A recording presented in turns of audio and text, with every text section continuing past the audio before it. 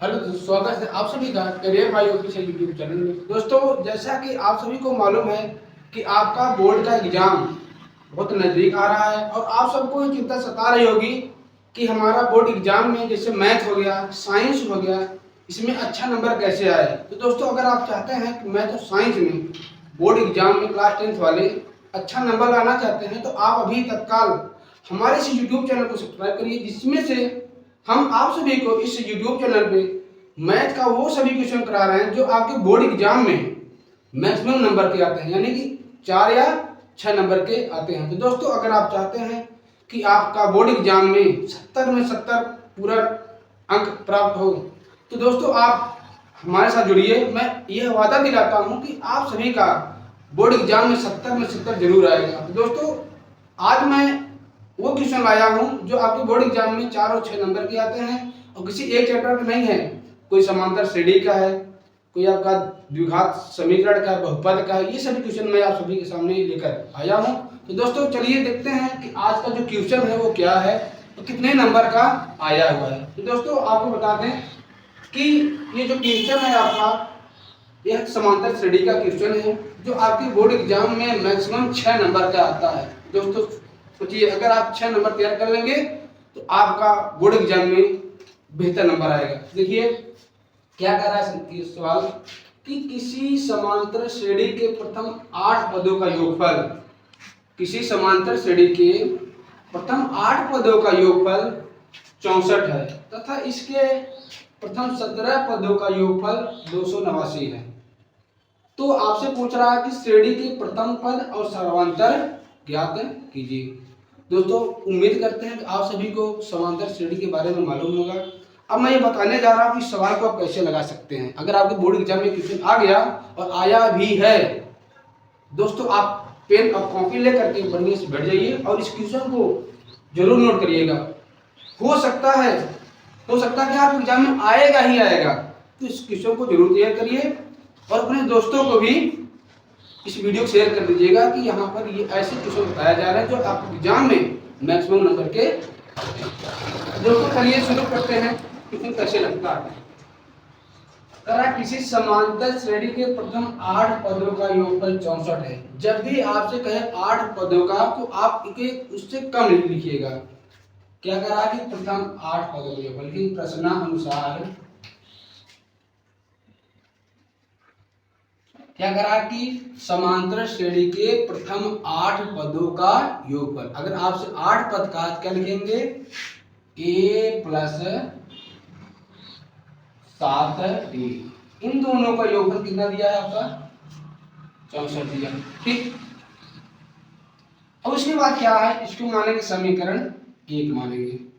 उसके बाद क्या कहा आपका, प्रथम 17 पदों का योगफल 289 है, यानी कि शुरू से 17 पदों का योगफल कितना है 289 है। दोस्तों घबराइएगा मत, बहुत आसान से तरीके से मैं बताऊंगा, ऐसा बताऊंगा कि आपके दिमाग में छप जाएगा। देखिएगा कैसे। अब कहा कि इसके प्रथम 17 पदों का योगफल 289, अगर 17 पद का है उससे एक कम ही लिखेंगे, यानी a प्लस 16d, इनका योगफल कितना दिया है आपका 289। ये हो गया समीकरण।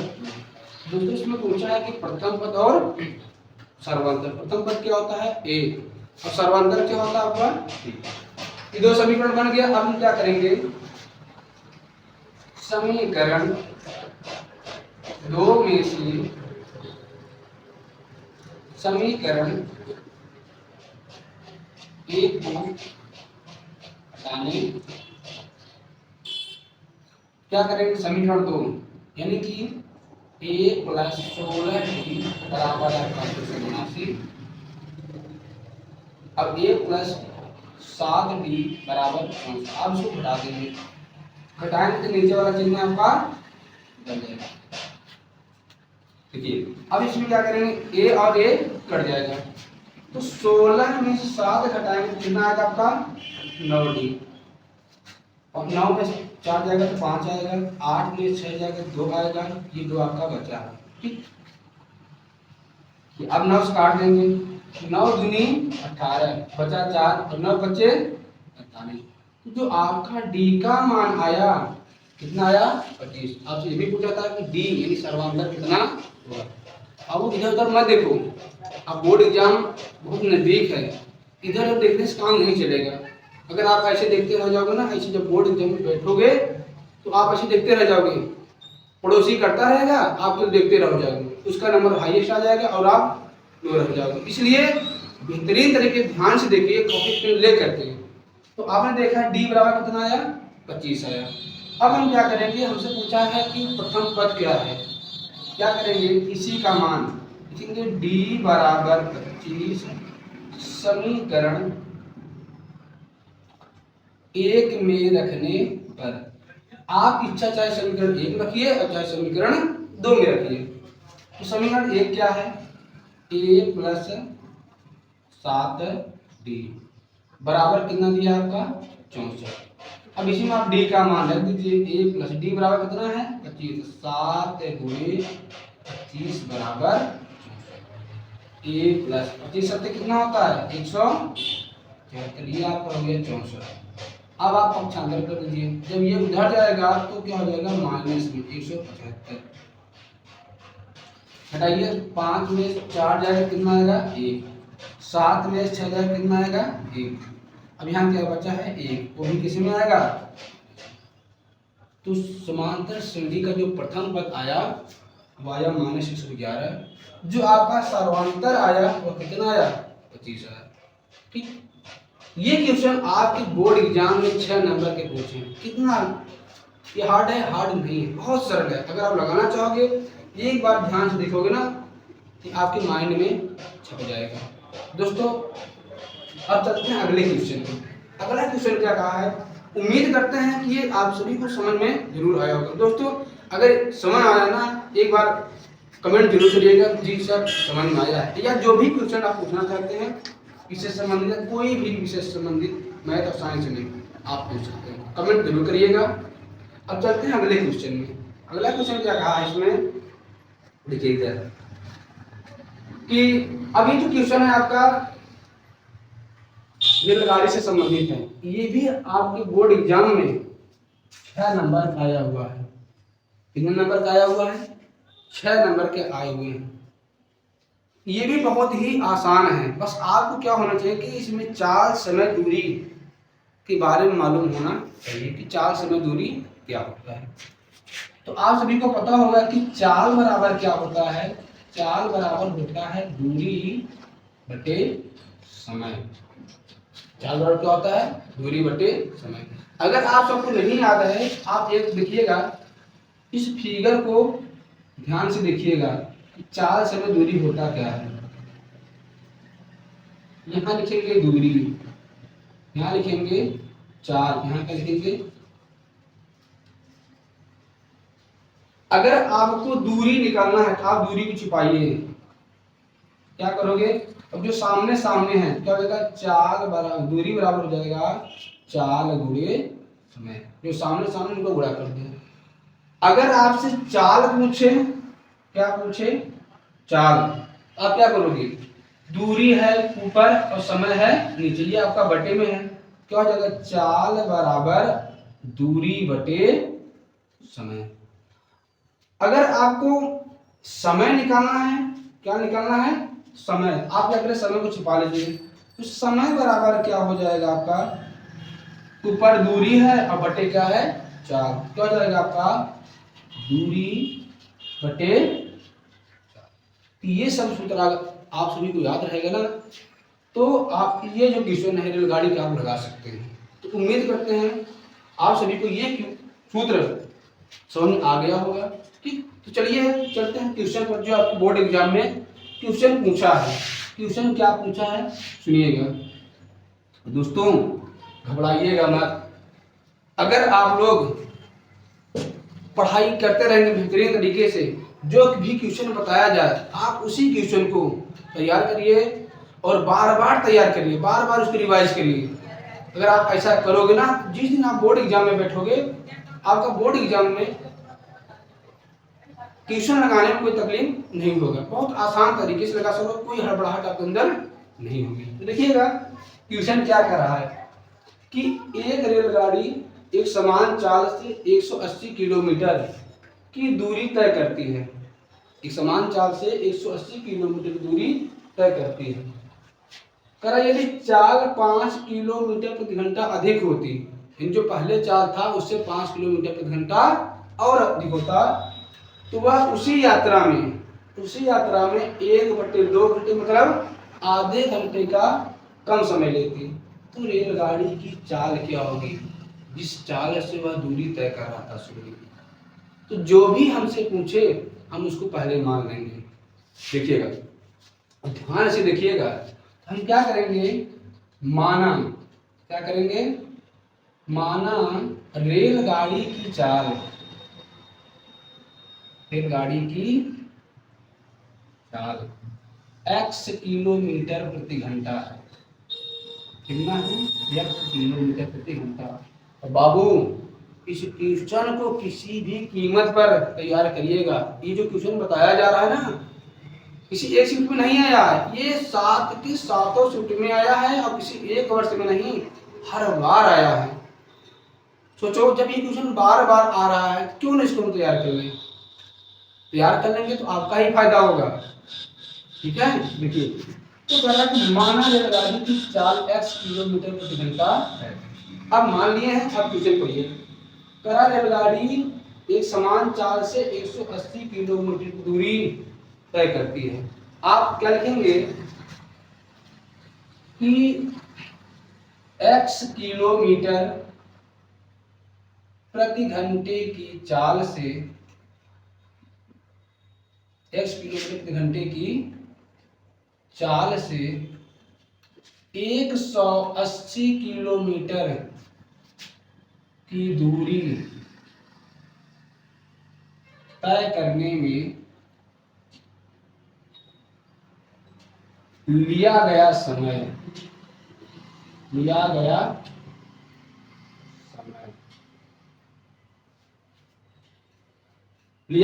समय बराबर क्या होता है, बोले बोले हाँ, समय बराबर क्या होता है, दूरी बटे चाल। तो क्या होता है, दूरी बटे चाल होता है, ये होता है ना, दूरी बटे चाल। अब दूरी कितना गया है, 180 किलोमीटर की, चाल कितना था शुरू में, x किलोमीटर प्रति घंटा। क्या हो जाएगा आपका, दूरी हमारा है 180 बटे समय, चाल कितना दिया आपका, x किलोमीटर प्रति घंटा। ये हमारा समय निकाला गया कि घंटे में आ जाएगा। तो समय बराबर हो गया दूरी बटे चाल। दूरी हमारा है 180 किलोमीटर, चाल हमारा है x किलोमीटर प्रति घंटा। अब क्या कहा है कि यदि चाल 5 किलोमीटर प्रति घंटा अधिक होती है तो उसी यात्रा में उतना ही दूरी तय करना है। ठीक, क्या लिखेंगे, जब चाल 5 किलोमीटर प्रति घंटा बढ़ जाएगा तो पहले x था, कितना जाएगा, x प्लस 5। तो लिखेंगे कि x प्लस 5 किलोमीटर प्रति घंटे की चाल से 180 किलोमीटर दूरी तय करने में लिया गया समय। समय बराबर क्या होता है, दूरी बटे चाल। दूरी हमारा कितना है,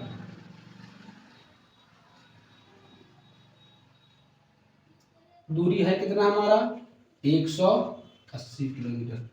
अब चाल कितना हो गया, 5 किलोमीटर प्रति घंटा बढ़ गया है। ठीक है ना बाबू, कितना बढ़ा है, 5 किलोमीटर प्रति घंटा बढ़ चुका है। कितना हो गया हमारा, चाल कितना है, x प्लस 5 किलोमीटर प्रति घंटा। अब ये समय निकाला गया तो घंटे हो जाएगा। ठीक, अब ये बताइए, अगर हम अपनी स्पीड बढ़ाएंगे तो समय कम लेंगे, यानी ये वाला जो होगा ना, अगर इस चाल से चलेंगे तो यहाँ समय कम लगेगा, यहाँ समय ज्यादा लगेगा। करा कि जब चाल 5 किलोमीटर प्रति घंटा बढ़ा देते हैं तो समय आधे घंटे कम लगता है, यानी कि दोनों में अंतर कितने का है, आधे घंटे का। तो हम क्या लिखेंगे, प्रश्नानुसार दोनों के बीच समय अंतर कितना है, आधे घंटे का। कराना कि अगर चाल बढ़ा देंगे तो आधे घंटे कम समय लेगा। हम क्या करेंगे, 180 पहले वाले समय में से बाद वाला समय घटा देंगे। माइनस 180/x प्लस 5 कितने घंटे का अंतर है? आधे घंटे, यानी 1/2। देखिएगा ऊपर हम क्या करेंगे, 180 कॉमन ले लेंगे, यहाँ क्या बचेगा 1/x माइनस 1/x प्लस में बराबर 1/180। इसका गुणा इसमें करेंगे x प्लस 5 माइनस x बटे इसका गुणा करेंगे, इसका गुणा करेंगे तो x स्क्वायर प्लस 5x हो जाएगा बराबर 1/। ठीक, अब x कट जाएगा, यहाँ पर देगा 180 गुणे 5 बटे x स्क्वायर प्लस 5x बराबर 1/। 18 पंच कितना हो जाएगा आपका 900 बटे x स्क्वायर प्लस 5x बराबर 1/। आप इसका कितने गुणा करेंगे, इसका गुणा करेंगे कितना आएगा आपका x स्क्वायर और प्लस 5x बराबर 9 दूनी 18। ठीक, अब देखिएगा, अब यहाँ आपको करना पड़ेगा गुणनखंड, x square minus plus 5x और माइनस 18 बराबर आपको कितना हो जाएगा 0। अब यहाँ से आप सभी को करना पड़ेगा गुणनखंड। अब गुणनखंड कैसे करेंगे, देखिएगा यहाँ से क्या आया, एक बार रिवाइज कर देते हैं आप सभी का कि जब हमने 180 कॉमन लिया 1/x माइनस 1/x प्लस 5 बचा। ठीक है, इसके बाद हमने क्या किया, इसका गुणा इसमें किया और इसका गुणा इसमें किया, तो x और x कट गया, नीचे आपका इसका गुणा करेंगे x स्क्वायर प्लस 5x होगा बराबर 1/2।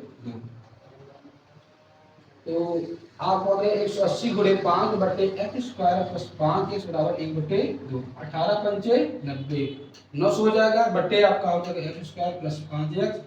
अब हम तिरिया गुणा कर देंगे, इसका हो जाएगा 18 और इसका हो जाएगा आपका x स्क्वायर प्लस 5x बराबर 18। इसको पक्षांतर करेंगे, इधर हो जाएगा x स्क्वायर प्लस 5x और माइनस 1800 बराबर क्या हो जाएगा। अब देखिए इसका गुणनखंड कैसे करेंगे,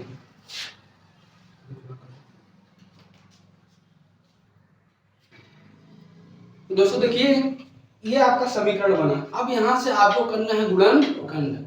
दोस्तों गुणनखंड करेंगे ना तो इसका गुणनखंड ये हो जाएगा x square plus 45 minus 40 into x minus 1800 हो जाएगा। ठीक है, बराबर हो जाएगा आपका 0। तो x स्क्वायर प्लस 45 करना 45x और माइनस 40x माइनस हो जाएगा आपका 1800 बराबर 0। अब यहाँ से आप कॉमन लीजिए, यहाँ कॉमन आपका है x प्लस क्या हो जाएगा आपका 45। तो जो चीज यहाँ आया वही चीज यहाँ लिखिए, x प्लस में 45, यहाँ माइनस है तो आप यहाँ माइनस लगा देंगे। आप 45 में किसका गुणा करें कि आपका 1800 हो जाए। अगर आप 45 में 40 का गुणा करेंगे ना कितना आएगा आपका 1800, यहाँ कॉमन क्या रहेगा आपका 40 बराबर क्या हो जाएगा आपका 0। ठीक, एक बार लिखेंगे x प्लस 45, एक बार लिखेंगे x माइनस में 40 बराबर। अब हम क्या करेंगे, एक बार x प्लस 45 बराबर 0 लिखेंगे, एक बार x माइनस 40 बराबर 0 लिखेंगे। लिखेंगे x प्लस 45 बराबर 0, x बराबर हो जाएगा माइनस में 45। अब देखिए यहाँ जो x का मान आया, जो हमने चाल माना था x किलोमीटर प्रति घंटा, अब यहाँ जो x आया ना ऋणात्मक है, और कभी भी चाल ऋणात्मक नहीं होते, तो इसको हम नहीं लेंगे, तो ये क्या लिखेंगे, ये हमारा क्या है ऋणात्मक है। अब यहाँ देखेंगे x माइनस 40 बराबर 0, x बराबर क्या जाएगा हमारा, यही हमारा हो जाएगा 40 किलोमीटर प्रति। ठीक दोस्तों, ये ही दो क्वेश्चन हैं जो आपके बोर्ड एग्जाम में एक बार नहीं बार बार आए हुए हैं। दोस्तों इन सभी क्वेश्चन को आप लोग जरूर तैयार करिएगा, और तैयार करना पड़ेगा। अगर आपको 70 लाना है बोर्ड एग्जाम में, आप सभी को इन क्वेश्चनों को तैयार करना होगा, अच्छे से नोट करना होगा और बार बार रिवाइज करना होगा। दोस्तों आज का वीडियो यहीं तक, कल फिर से आपसे मिलते हैं एक नए वीडियो में और एक नए कंटेंट के साथ, एक नए क्वेश्चन के साथ जो आपकी बोर्ड एग्जाम में मैक्सिमम नंबर के आते हैं। अब मैक्सिमम ही करवा रहे हैं और साथ ही साथ हमने बहुविकल्पी क्वेश्चन भी करवाना शुरू कर दिया है। दोस्तों आप उन सभी वीडियो को भी देख लीजिएगा जिसमें हमने लैसा और मैसा के बारे में बताया है। मिलते हैं कल, तब तक के लिए धन्यवाद।